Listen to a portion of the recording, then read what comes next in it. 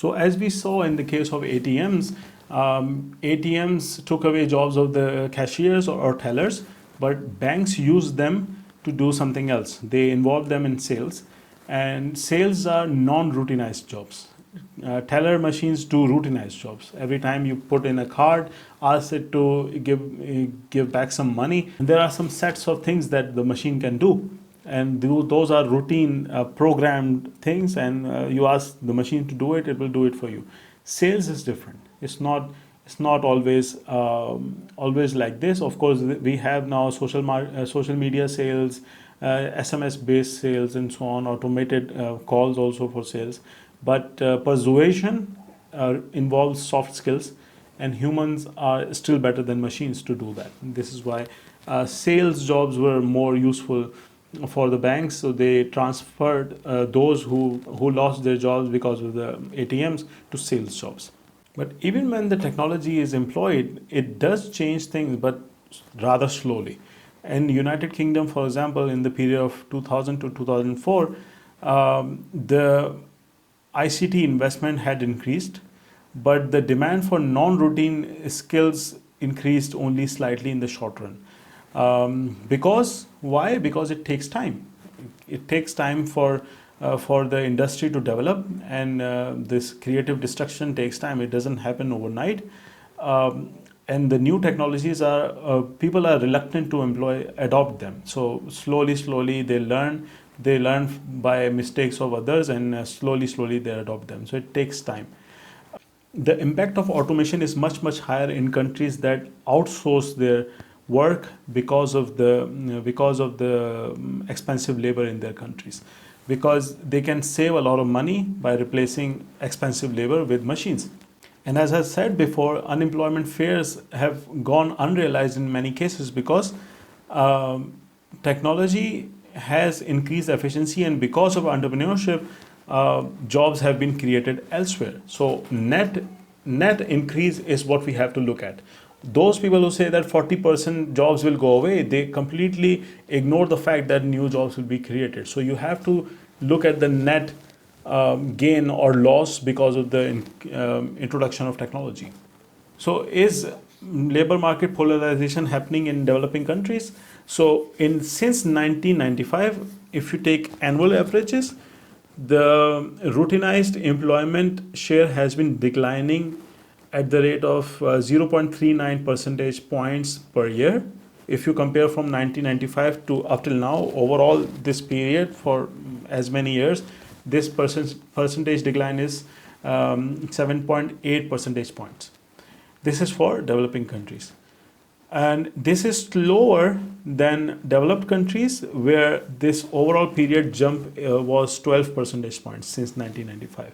And annual decrease has been 0.5 percentage points. So routinized jobs are being replaced by technology. This is what these statistics are telling you. However, this labor market polarization has not been the same across countries, because developing countries, that is, in China, for example, mechanization of agriculture increased the share of routine employment, because in many countries routine employment was falling down, but in China it increased. But in countries like Ethiopia, where there is a large share of employment in manual occupation, polarization is not happening.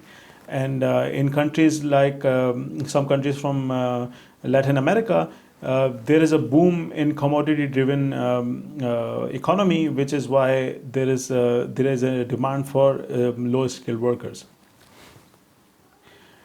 In this graph, this is a graph for high-income countries. It is showing you the average change in employment share by different types of skills. So you can see these skills at the bottom. This is the legend.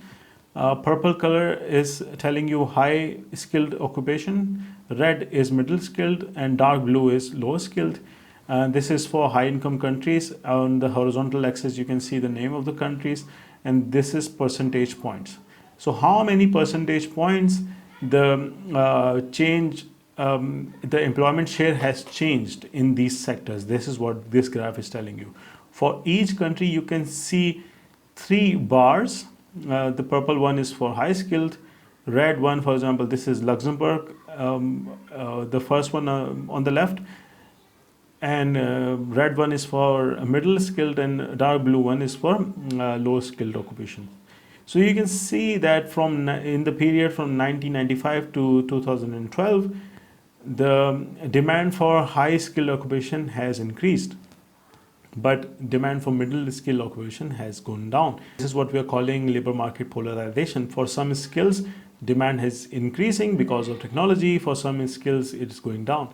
And low skilled workers are also, their demand is also increased in Luxembourg a little bit, but in most of the cases, you'll see that it's the red bar is at the bottom, because the demand for middle skill occupations, mostly these skills are manual and these are routine jobs, and these skills are mostly taken away by the technology. So you can see the red bars are mostly at the bottom, apart from Argentina right here. As we saw before, some of the Latin American countries had a commodity driven boom. This is why they needed more routinized labor, which is why you can see some increase here. But this is an exception here. In most cases, purple bar is increasing. Demand for high skill occupation is increasing, but demand for routinized jobs is decreasing. On the other hand, demand for low skill occupation is also increasing, because some of the low skill occupations cannot be computerized or automated. We'll see them later on as well in one of the tables. This is for low and middle income countries. Pakistan is shown in this red box right here. And you can see that in many countries, especially the ones on the left, you can see that high skill labor increasing, low skill occupations also increasing, but middle skills are going down, which is what we saw in the previous graph as well. We saw in China and Ethiopia that in China, because of the automation of agriculture, they needed more manual labor, routinized labor. This is why you can see the jump here. In Ethiopia, they are mostly based in manual labor. This is why the increase has been there. Economic progress is supplemented by the increase in manual labor. So these two graphs are showing you that job market polarization is not limited to developed countries. It's also happening in low and middle income countries as well. In Pakistan, the only increase in the labor market share is of high skilled occupation. The other two are going down. So we can investigate why. It could most probably be because of the boom in services sector. And services sector require high skilled occupations mostly. Maybe that's why we have seen increase in this sector and decrease in other sectors. So what is the net effect, we have to see. But this graph is telling us that in India, for example, India is also showing what developed countries showed. Low skill occupations increasing, high skill occupation also increasing, but middle skilled occupations going down. But Pakistan is not showing that. This requires more study, and could be quite interesting to find out why. Most of these shifts are because of the advancement in ICT, computer power, and Frey and Osborne have calculated percentages of possible transformation, possible automation of some of the tasks. Some of the jobs have 80% probability of being automated. We'll see one of the graphs later on. Economists, for example, there is a 50% chance that our jobs will be automated. So either become a robot or learn something new. This is what Frey and Osborne did. Is from their paper, adaptation of it. What this graph is telling you is that on the left-hand side, you have probability of being computerized. Higher the number, higher is the probability of these jobs that in future they will be computerized. On horizontal axis, you have intensity of the use of ICT at work. This graph is basically telling you that on horizontal axis, there is a intensity of use of ICT at work. So those jobs that require high intensity of ICT are they more or less likely to be automated later on? So probability of being computerized is probability of being being replaced by automatic machines, and on horizontal axis you have the use of ICT. So this graph is divided in 4 quadrants. This quadrant right here is the one where there is a low probability of being computerized, and also there is a low intensity of ICT. Handicraft workers do not use much of ICT, and their jobs are less likely to be replaced by technology in future. Hairdressers, same story. Street and related service workers, same story. On the other hand, those jobs, software applications, information communication technology, they have very high usage of ICT, but these are cognitive jobs. So these are also less likely to be replaced by computers. On the other hand, these jobs, this is a big cluster here. Agricultural workers, more than 90% they will be replaced by machines, and also they do not use much of IT. I don't know what this is, but food processors, cooks, drivers, we saw automatic cars earlier in this lecture. Metal processing operators, these guys do not use much of ICT, so their jobs will be computerized later on. And here in this fourth quadrant, I'm calling this fourth because this is the order that I followed. So in this quadrant, we see some of the professions that are that use ICT and are also highly likely to be replaced by computers. So these are numerical clerks, secretaries, tellers, already being replaced by ATM machines. But this graph is very informative in telling us which kind of professions are going to be replaced later on as we move forward. So all this means that technology complements some of the professions. It makes them more efficient. But it works against some of the professions. This is why this is called skill biased technological change. So in future, some of the researchers believe that in China, Croatia, and Thailand, the school children right now, when they go into the labor market in future, less than 50% of them will be working in the professions that exist today. More than 50% will be working in something completely new that does not even exist today. Even the jobs that will survive will be transformed. So when knowledge is codifiable, then you can write instructions, feed them into the computer, and they will replace job. And in this case, the technology will be labor saving. But if it helps your labor to perform better, then it will be a labor augmenting technology. Jobs that require creativity, critical thinking, problem solving, or teamwork will exist, maybe in different form, but even with the advancement in technology, these kind of jobs will exist in future. Even more so in cases where tacit knowledge is important. Tacit knowledge is, as we saw in our previous lecture, is when social interaction is needed and knowledge is not codified. You cannot transfer knowledge from one person to the other by writing it down. This is what tacit knowledge means. And in cases where tacit knowledge is important, computers may not take over those kind of jobs. But technology is not the only reason why we are seeing polarization, wage inequality, changes in labor market composition, globalization, urbanization, structural transformation due to innovation, and many other factors are also in play. But still, technological change is a very important factor behind all that. In this graph, what you can see is the rich countries have higher share of employment in high ICT intensity occupations.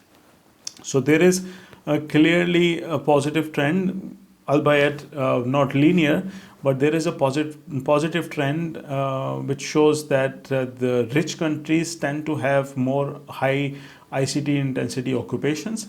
So there is a correlation between wealth of a country and how it uses, how ICT intensive its occupation structure is.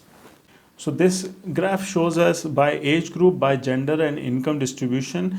In developing countries, how many people, what kind of proportion uses ICT, technology at work. So for men and women is almost the same in developing countries, but by age group, 15 to 29 age group tends to use technology at work more often, and in upper 60% of the wealth quintile, this is also a section where ICT is more at use. The bottom 40% are far below the average use of technology at work.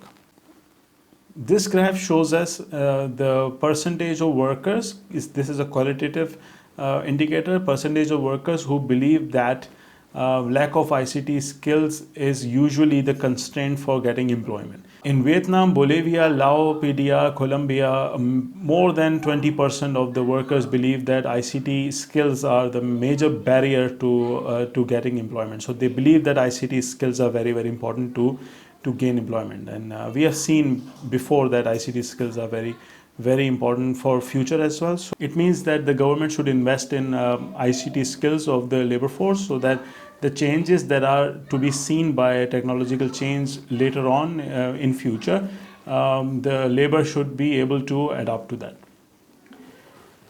In this matrix, you can see that this box right here, 1, it means that this section right here has high level of ease of complementarity and also a high level of ease of automation. So these are highly routinized jobs.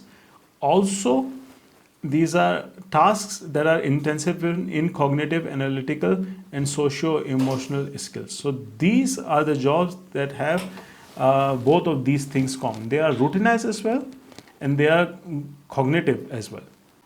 In this box right here, number 2, we have tasks that are intensive in manual skills. So these are manual skills and also routinized jobs. So these are the guys who are at very high risk of being replaced by machines. Okay.